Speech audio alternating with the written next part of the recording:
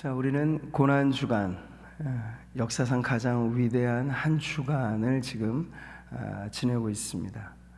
그 고난주간 가운데도 오늘 금요일은 거룩하다 하여서 성금요일이라고 부르기도 합니다. 이날 예수께서 십자가에 달려 죽으신 날이기 때문인데요. 초대교회로부터 이 성금요일 또 고난주간 전체를 의미 있게 보내는 많은 노력들이 있었습니다. 초대교회 역사의 기록을 보니까요, 이 고난주간의 모든 사건, 특별히 성금요일을 어떻게 보내는가 보면 예수님께서 당하신 그 고난의 현장에 방문해서 예루살렘 초대교회 성도들은 그것이 가능했겠죠. 그래서 그 현장에서 말씀과 또 찬송으로 기도로 이렇게 나아갔다고 합니다.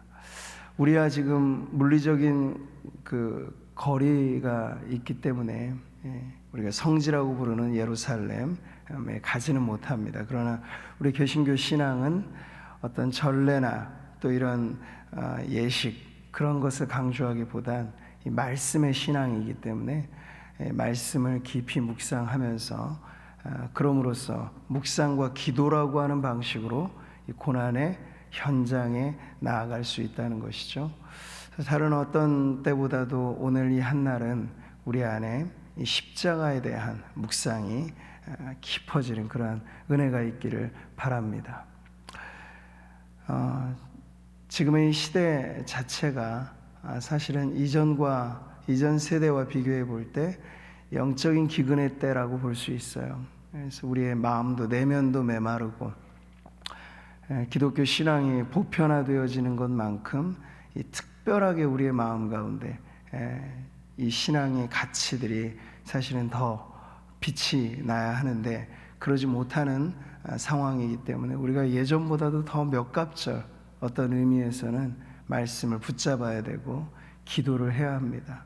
그래서 오늘도 이 특세뿐만 아니라 남은 오늘 또 내일 이 부활절을 맞이하기 전까지 우리 성도님들 안에 더 깊은 은혜를 사모하면서 은혜의 자리에 나아가시기를 주님의 이름으로 축복합니다.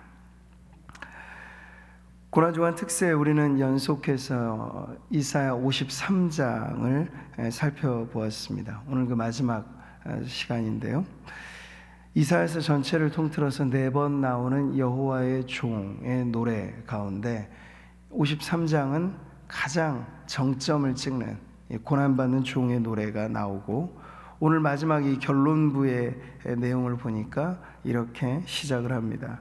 여호와께서 그에게 상함을 받게 하시기를 원하사 질고를 당하게 하셨다라고 말이죠.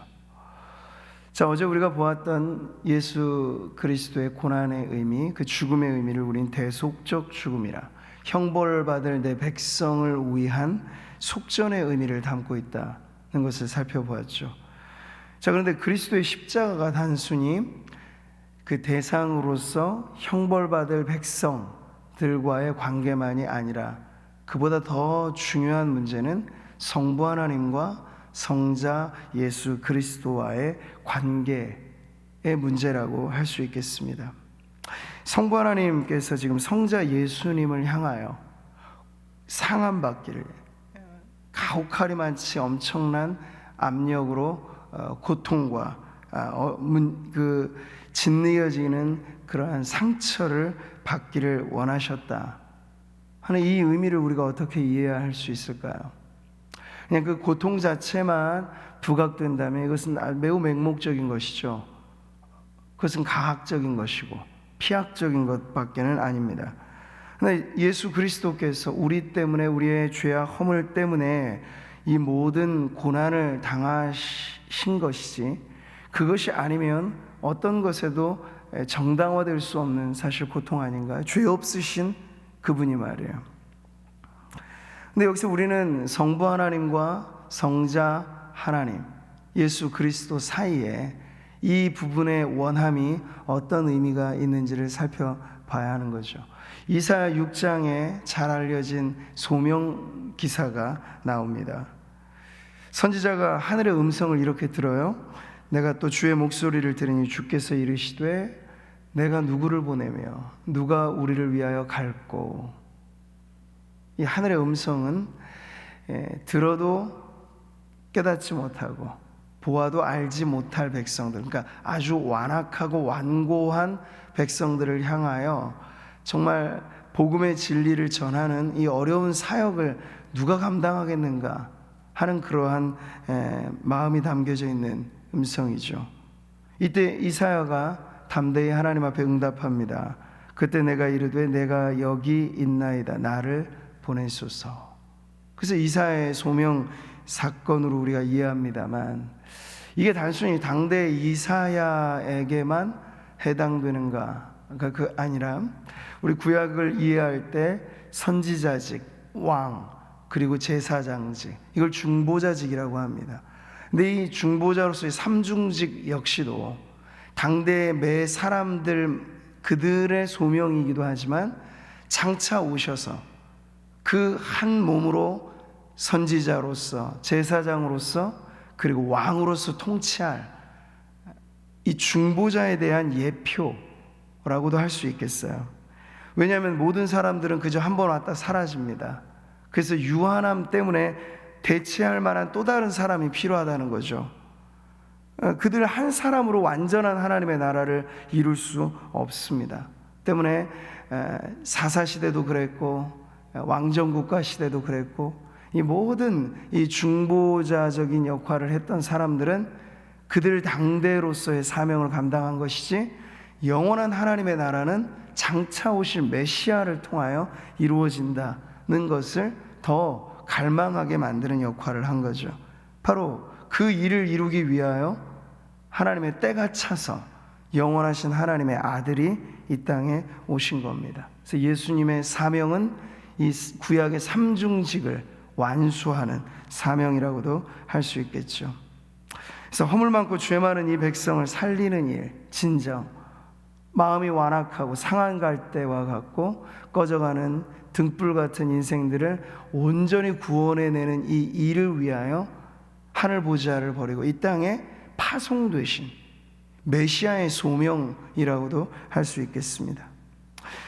요한계시록을 보면요, 사도 요한이 유배지 반모섬에서 이 하늘의 환상과 계시를 받을 때 아주 중요한 구속의 파노라마가 펼쳐지게 되는데요, 이때 7인으로 봉인되어진 두루마리 환상을 봅니다. 아주 결정적인 이 역사가 진행되어질 때 봉인된 인봉이 풀어져야 되는데, 이 사도 요한이 주변을 둘러보니까 인간 중에는 어느 누구도 이것을 감당할 사람이 없는 거예요. 중요한 일인데 이걸 해내지 못하니까 그가 그만 엉엉 울어버립니다. 근데 이때 사도 요한에게 들린 말씀이에요. 울지 말라. 유대 지파의 사자 다윗의 뿌리가 이겼으니 그 두루마리와 그 7인을 떼시리라. 그리고 뒤이어서 하늘의 찬송 소리가 울려 퍼집니다. 그들의 노래가 이렇게 나오죠. 그들이 새 노래를 불러 이르되 두루마리를 가지시고 그 인봉을 떼기에 합당하시도다. 우리 같이 읽어볼까요? 일찍이 죽임을 당하사 각 족속과 방언과 백성과 나라 가운데에서 사람들을 피로 사서 하나님께 드리시고. 자, 이사야의 소명기사라든지 지금 요한계시록에 나와 있는 이 승리한 유대 지파의 사자, 하나님의 어린 양, 이 모든 것이 무엇을 보여주는가? 그리스도의 고난이라고 하는 걸 우리가 큰 틀에서 이해할 때 하나님의 구원 계획의 성취인데, 창세 전부터 이미 이 영원하신 하나님의 계획 가운데 구원은 작정되고 예정된 하나님의 뜻입니다. 성부께서 계획하신 이 일을 성자 예수 그리스도께서 이 땅에 오셔서 완수하실 때 성부 하나님의 원하심과 함께 성자 예수 그리스도의 원함이 함께 이루어진 사건이라 할 수 있겠어요. 그래서 여기서 우리가 이 말씀을 이런 절차로 살펴보는 건 그저 하나님만의 원하심이 아니라는 거예요. 기뻐하는 그 자원함은 성자께서 스스로 이 고난을 짊어지신 것이 있었기 때문에 우리는 이 구원의 놀라운 역사가 그리스도의 고난을 통하여 이루어지는 것을 보게 되는 거죠. 자, 그의 영혼을 속건제물로 드리기에 이르면, 여기서 지금 선지자는 구약의 여러 많은 제사 중에서 속건제를 들어서 고난받는 메시아의 죽음의 의미를 보여주고 있습니다. 속건제라고 하는 건 하나님의 성물에 대하여 죄를 범하거나 하나님의 규례를 어겼거나 또는 사람들과의 관계에서 해를 끼쳤을 때 그 죄가를 속하기 위하여 드리는 제사입니다. 이는 속건제니 그가 여호와 앞에 참으로 잘못을 저질렀습니다. 그러니까 하나님 앞에 아주 중대하고 심각한 죄를 사함받는 제사가 속건제라는 거죠. 자, 율법에 명시된 사실 모든 제사들은 하나의 특징이 있는데 속죄적인 특징이 있습니다. 그냥 제사라고 하는 것이 종교의 형식의 의미가 아닌 거예요. 거룩하신 하나님 앞에 죄인이 나아갈 길은 없습니다. 사실 그 끊어진 다리를 연결짓는 것은 인간의 공덕으로 가능하지 않은 거죠. 근데 하나님이 열어놓으신 길이 있으니 그게 구약시대에서는 제사의 방식이었던 거예요. 그래서 모든 제사는 다 희생에, 그리고 동물의 이 피를, 생명을 쏟아부으면서 속죄하는 의미를 담고 있는 건데, 그 중에서 특별히 속건제, 또 속죄제라고 하는 것은 이 죄 용서의 의미가 아주 분명하게 드러나는 제사라고 할 수 있겠어요. 두 제사 간에 비슷한 점도 있지만 속건제는 조금 더 포괄적입니다. 하나님과의 관계에서, 그리고 이웃과의 관계에서 범한 그 죄의 문제를, 그리고 부지 중에 지은 죄까지도 포괄하여서 하나님 앞에 용서를 구하는 제사가 바로 속건제라는 거예요. 자, 그리스도의 고난과 죽음, 그 십자가를 오늘 이사야서는요 속건제와 비교하고 있습니다. 신약 성경에 보면 예수님의 그 죽음의 사건을 희생제물로 표현하기도 하고, 그리고 화목제물이라고도 표현하기도 합니다. 근데 왜 이사야는 지금 속건제라고 하는 것을 들어서 이 죽음의 의미를 가르쳐주고 있는 걸까요? 여기서 우리는 십자가를 한 번 더 깊이 묵상할 기회를 갖는 거죠. 십자가의 그 형틀이 가지고 있는 의미. 십자가는 아주 단순한 구조물입니다. 높이 세워진 세로목, 그리고 거기에 결합된 가로목이 붙여진 형태죠. 그래서 우리가 성화에서 보듯이 이 십자 모양의 나무 자체를 들고 가는 예수님의 그림을 우리는 자주 보지만요, 당시의 형장의 실제적인 내용은 이 십자가의 모양보다도 죄수가 자신의 십자가를 짊어지고 간다는 것은 자기의 손이 못 박히게 될 그 가로목을 짊어지고 가는 거예요. 그것 자체만으로도 엄청난 무게감이 사실은 있죠. 근데 그것을 짊어지고 가서 도달하게 될 그 형장에 준비된 세로목과 함께 결합이 되어서 형틀이 만들어지는 그런 형태입니다. 그래서 최종적으로는 이 십자 모양의 이 형틀이 완성되어지게 되는 것인데, 일반 당시의 로마 시대에 흔하게 보여졌던 이 십자가형이라고 하는 것에 우리가 큰 의미를 부여하는 것은 아닙니다. 일반적인 모든 죄수들의 죽음을 더 특별히 부각시킬 이유는 없겠죠. 그러나 그 십자가에 달리신 아주 특별한 분이 있기 때문에 그분으로 인하여 십자가의 의미 자체가 새로워지는 거예요. 그냥 형틀로서만이 아니라 그 십자 모양의 형태가 가지고 있는 의미, 가로목과 세로목이 가지고 있는 의미, 하나님과 이 수직적인 관계에서는 하나님과 끊어진 인간의 문제, 주의 문제는 바로 그런 것이죠. 그런데 단순히 하나님과의 문제뿐이겠습니까? 죄로 인하여 아담과 하와가 관계가 깨어지잖아요. 그 이후에 모든 인간관계는 사실 결국 인간관계의 문제는 죄 문제라고 할 수 있습니다. 용납하지 못하고 용서하지 못하고 상처를 주고받는 고슴도치 이 가시처럼 서로를 찌르고 하는 이 모든 것은 결국 죄 문제로 인한 인간의 분열, 개개인의 관계가 그러하니 사회가 분열되는 건 마찬가지인 거예요. 국가 간의 문제가 발생하는 것 역시도 다 인간 사회에 일어나는 죄 문제라고 할 수 있겠죠. 자, 그런데 속건제물 같이 드려지게 된 예수 그리스도의 그 고난과 죽으심은 하나님과의 관계에서의 죄 문제만이 아니라 인간과의 벌어진 틈, 죄로 인하여 깨어진 균열, 이 모든 것들을 다시 봉합하는 그러한 회복을 의미한다고 볼 수 있는 거죠. 바울은 에베소서에서 십자가의 의미를 이렇게 분명히 말씀합니다. 같이 한번 읽어보죠. 또 십자가로 이 둘을 한 몸으로 하나님과 화목하게 하려 하심이라. 원수된 것을 십자가로 소멸하시고, 여기 지금 이 둘이라고 하는 건 이방인과 유대인, 철천지 원수지가, 유대인과 사마리아인, 철천지 원수지가. 근데 십자가의 복음이 전해지게 되면요, 하나님과의 관계만이 아니라 인간과의 관계도 다시 회복시키는 것이 십자가의 은혜, 십자가의 능력이라는 거예요. 그래서 이사야가 속건제물로서 예수님의 죽음을 의미했을 때, 이것은 전포괄적인 깨어진 관계의 회복을 위한 그러한 제물로서 예수 그리스도의 죽음을 가리키는 것이라 할 수 있죠. 자, 오늘 성금요일 말씀과 기도로 우리가 그리스도의 십자가에 더 가까이 나아가기를 힘써야 할 때, 하나님과의 관계만이 아닙니다. 십자가는 인간의 깨어진 관계에 있어서도 해결책이 되는 거예요. 우리가 아무리 안간힘을 써도 내 마음으로 용서할 수 있는 사람은 많지 않아요. 나에게 해를 끼치고 나를 오해하거나, 또 내가 하지 않고 한 여러 가지 많은 일들에 있어서도 이 사회 안에서는 때로는 곡해되는 일들이 참 많죠. 근데 그런 일들을 받아들이기가 쉽지 않고, 그런 사람들을 용서하기란 참으로 어렵습니다. 그런 우리이기 때문에 더욱이 십자가의 은혜가 필요한 것이죠.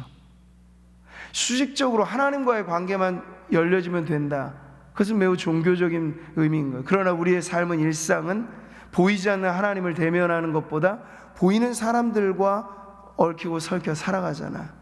그러니까 하나님과 나만 관계가 열리면 됐다, 그게 아니고 십자가가 이미 열어놓은 깨어진 균열을 봉합하는 인간관계 화평, 그 화목 역시도 속건제물로 드려지신 예수님의 그 죽음이 이 또한 회복시키리라 하는 믿음을 가지고, 여러분의 힘을 주장하고 내 감성으로 이것을 풀어가리라 애쓰기보다 십자가의 은혜에 우리가 담금질 되듯이 용서하신 그 사랑, 그리고 나 같은 죄인까지도 사하여 주신 주님의 은혜에 깊이 우리가 참여하게 됨으로써 우리의 마음이 이전에는 열리지 않았던 사람들에게 대하여 마음이 열려지게 되는 은혜를 누리시기를 축복합니다.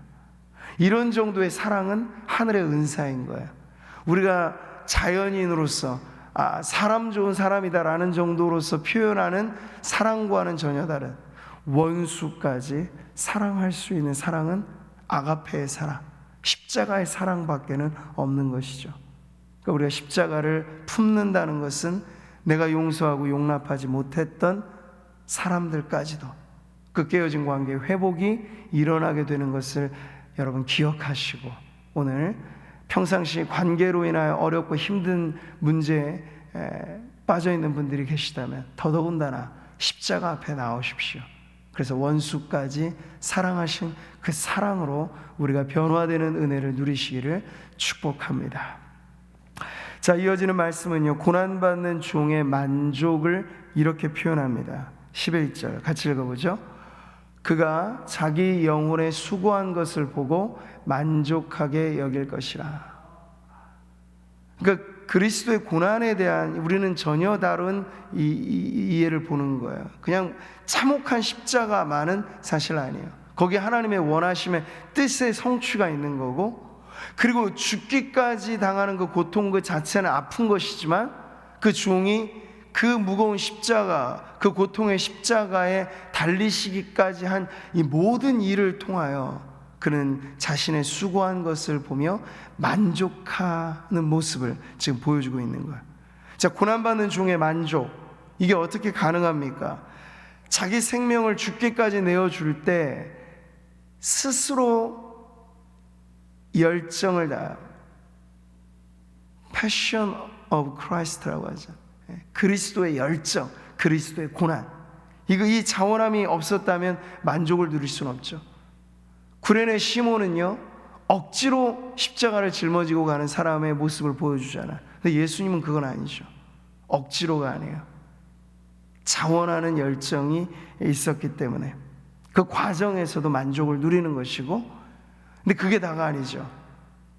하늘의 밀알처럼 죽어질 때 많은 열매를 맺으리라 예수님 말씀하셨습니다. 그 결과로서 맺어질 열매를 보면서도 고난받는 종은 만족을 누리게 되는 거예요. 10절에 그걸 이렇게 표현하죠. 그가 씨를 보게 되며 그의 날은 길 것이요.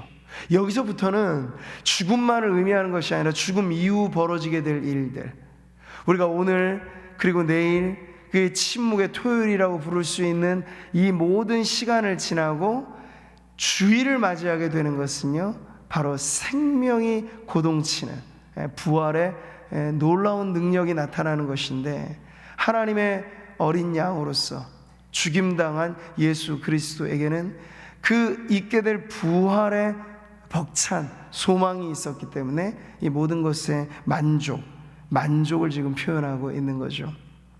나의 의로운 종이 자기 지식으로 많은 사람을 의롭게 하며, 여기 자기 지식으로 많은 사람을 의롭게 한다, 또 그들의 죄악을 친히 담당하리로다 했을 때 이 지식은 뭔가요? 예수님이 갖고 있었던 지식, 이 구원에 관한 진리, 고난에 관해서 고난만 바라보는 것이 아니라 이 고난 이후에 있게 될 영광에 이르는 지식을 의미하는 것이죠. 예수께서 이르시되 내가 곧 길이요 진리요 생명이니 나로 말미암지 않고는 아버지께로 올 자가 없느니라. 진리 그 자체이신 예수님은요, 온전한 지식을 갖고 우리를 살리시는 거예요. 그러니까 우리는 사실 너무나 단편적인 안목을 갖고 있기 때문에 고난을 당하면 고난밖에는 못 본다는 한계가 있습니다. 그런데 예수 그리스도는요, 이미 그 십자가의 죽음 너머로 있게 될 부활의 역사까지도 알고 계셨기 때문에 실질적으로 당하는 고난, 그 고통의 아픔을 감내할 수 있었다는 거죠. 살아있는 지식을 갖고, 살리는 지식을 가지고 주님은 이 고난의 끝까지 참여하실 수 있었다는 거예요. 자, 여러분, 이 지식과 비교할 때 오늘날 인간이 가지고 있는 지식이란 무엇입니까? 첨단 AI로 우리는 증폭된 빅데이터 시대를 살고 있잖아요. 정보와 지식은 이미 홍수를 이루고 있어요. 포화 상태에 이루고 있죠. 근데 지금 보세요. 하나의 문제가 터지면 이 많고 많은 인간의 지식이 얼마나 무력한가에 대해서 우리는 인간의 무능력을 다시 한번 깨닫고 있습니다. 그럼 이런 시대에 진정 자랑할 건, 우리의 지식이 이렇게 많다, 지식의 양이 아닌 거예요. 살리는 것은 영이니 육은 무익하다. 주님의 말씀이 영이고 진리다. 우리의 영혼의 구원에 이르는 참된 지식은 예수께서 갖고 계셨던 그 구원의 진리라고 할 수 있겠죠. 그래서 고난을 지나 영광에 이르는, 십자가를 지나 부활에 이르는, 이걸 전체로서 우리가 조망해 볼 수만 있다면, 좁은 시야를 좀 열어서 믿음의 넓은 시야를 갖고 고통만이 전부가 아니고 이 너머로 펼쳐지게 될 하나님의 역사까지를 우리가 그리스도가 가지셨듯 그러한 이 생명에 이르는 지혜를 갖는 것이 중요하다는 거죠. 모든 사람이 죄를 범하였음에 하나님의 영광에 이르지 못하더니 그리스도 예수 안에 있는 속량으로 말미암아 하나님의 은혜로 값없이 의롭다 하심을 얻은 자 되었느니라. 바로 이런 거죠. 구주 안에 일어나게 되는 이 영생의 소망. 지금도 구주 안에 감춰진 보물처럼 죄인된 우리가 의롭게 되는 산 지식은 세상이 알아야 할, 이 지식 포화 시대에 이 세상이 진정 알아야 할 진리라고 할 수 있겠습니다. 오늘 성금요일을 우리가 보내면서 앞서 보았던 것은 십자가의 의미가 깨어진 관계까지를 회복시키는 데 적용되어지는 것으로서 십자가를 보는 것이고, 또 하나 아주 중요한 것, 세상을 살리는 지식, 세상을 살리는 진리가 바로 십자가에 담겨져 있다.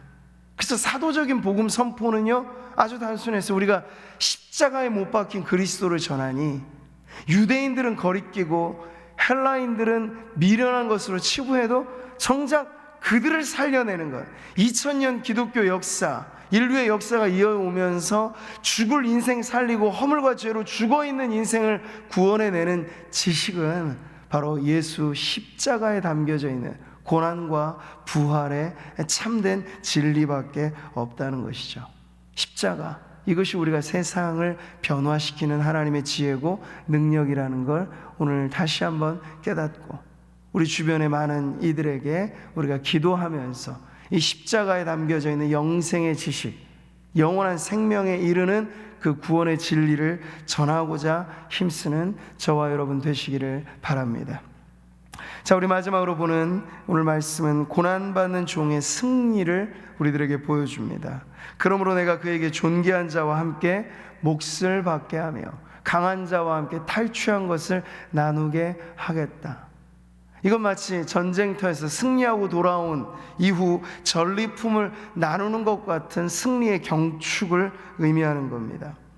자, 그래서 이 53장의 마지막 부분을 우리가 볼 때 이 서론적인 역할을 하였던 52장의 마지막과 딱 통하는 내용이 나오는 거죠.